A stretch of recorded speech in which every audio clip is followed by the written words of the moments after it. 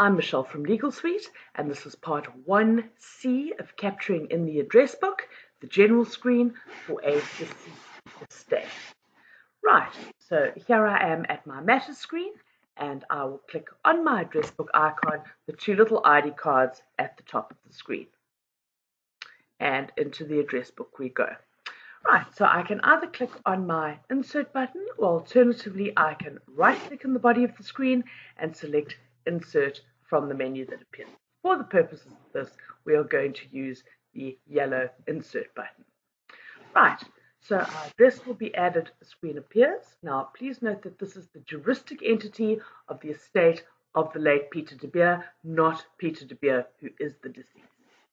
Okay, so before you capture any parties in the address book, please do have a look at our webinar on entities, types, and roles. Okay, so at entity, I'm going to click on the drop down and I'm going to select estate. The type will automatically default to a deceased estate, and for the purposes of this, I'm leaving my role as client, as you would if you were attending to the administration of the estate or a transfer from the deceased estate. And you can see that this is a juristic entity because first name, title, and initials are grayed out. Now, please do have your supporting documents with you, particularly your letter of executorship. Right, so at name, we would put in the estate name. So that would be estate of the late Peter de Beer. Obviously, trading as is not required in this instance. Number, this would be your estate number, which is taken from your letter of executorship. And at registration date, this would be the date of the master stamp, the date that the estate was registered with the master of the High Court. At ID type, click on the drop down and select other. Obviously, the first three are for natural persons, other being for juristic entities.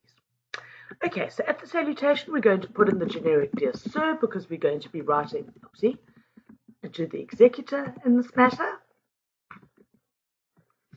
And we will then insert the postal and physical address of the executor. Now, I always like to put, if it is some sort of trust company, care of trust, and let's pop in the PO box number. Now, you will note that capturing any other address, the program will repeat the address in the postal address and physical address field. This is in the event that the physical and postal address are the same. Okay, so let's pop in. Oopsie. Now I'm going to pop in a physical address as well.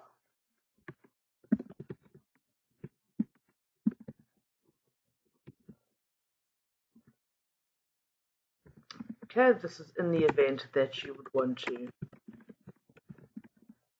hand deliver anything to the executor. Okay. Right, and as we're capturing any other address, at the contact details, this is where we would insert cell numbers, email addresses, and obviously an office number. Right, so in the insert, and here we have the various types of telephone numbers. Let us choose the cell number. I'm just going to pop in my details. And here I have a very particular style of capturing. I like to capture my numbers in a very particular manner. Please do be consistent in your capturing throughout the address book. Do not display to remote users. This is in the event that you're using Legal Suite Online. And if you would like to have a look at how that works, please do look at our webinar on that. Okay, so we're going to give a cell number. And I think let's have an email address as well. See?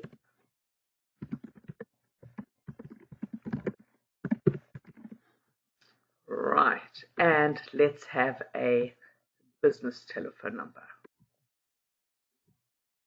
Okay. Right, so there I have the general details. Now, please note that as soon as I selected a deceased estate, another tab appeared at the bottom of the screen.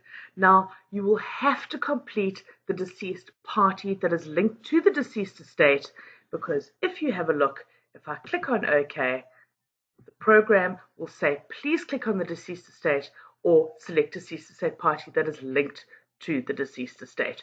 So please do have a look at our webinar that follows immediately after this on how to complete the deceased party screen.